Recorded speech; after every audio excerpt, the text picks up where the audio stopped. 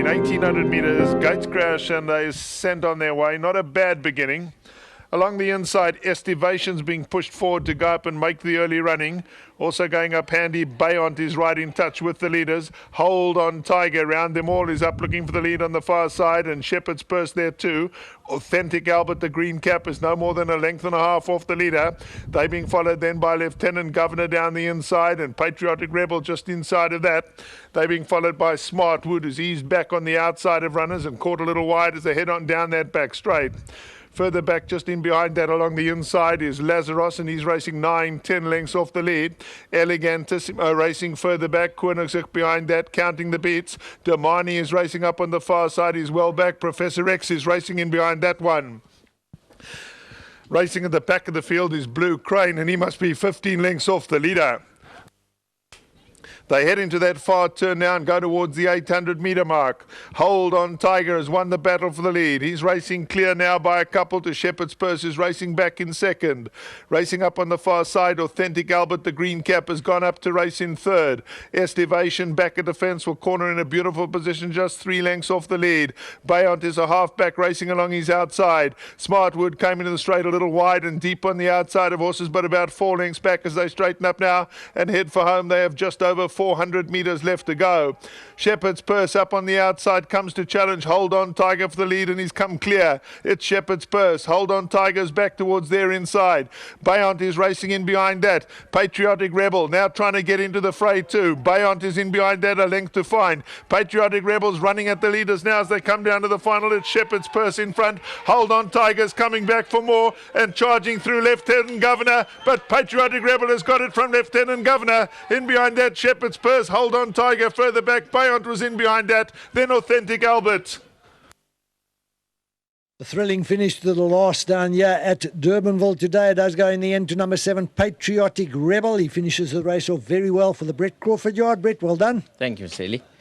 Beautiful looking horse. He kept catching my eye in the ring. No, definite. I must say, Gavin bought him last year at the Ready to Run sale. And I think it's a sad loss that we don't have Stronghold around anymore because, we haven't seen many of them. But this is a real trainer's horse. He's a lovely, big, strong horse, takes a lot of work, very professional about what he does. And, he's only been over his right trip in his last 2 starts, and he's run well. I mean, he ran a good second to Sanchawi's, who's come out and franked the form on Monday. And today I thought was a very gutsy win because this is definitely not his track, Mr. Ellie.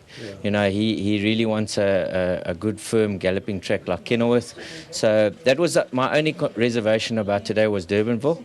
But very, very pleased with the win, and a big thanks to Gavin and to Tom and Evelyn Yates in England. They got a share in him as well, so I'm sure they'll be over the moon. And to Tim O'Dwyer, very well done. I think you've said it all, Brett. Very well done, huh? Karis Teetan, he was aboard the son of Stronghold. Karis, well done. Thank you, Mr. Lee. You had a nice enough position. Yes, Mr. Lee. He's a type of horse that is so laid back, and I was wondering because going into the gate, he was fast asleep.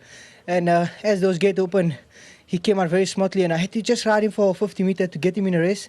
And I was happy where I was, and turned for home, and I just had to look for a clear run, just hiding behind horses. But when I got into him, he actually quickened up very nicely. Yeah, finished the race off very well. Yes, Mr. Lee, he's a very smart horse. He's a horse that will, when he go over ground, he'll do much, much better. And like I say, he's so laid back now. He's got a lot to improve. Well done to Gavin, Mr. Crawford, and to all the guys that are doing the work at home. They all, like I said this morning, they're all putting the hard work, and it's paying off. And well done to my sponsor, Highland Stud. Thank you very much. Super. Thank you. Gavin Almanza is coming across to have a word with us. Owns this horse in partnership with Tom and Evelyn Yates. Well done.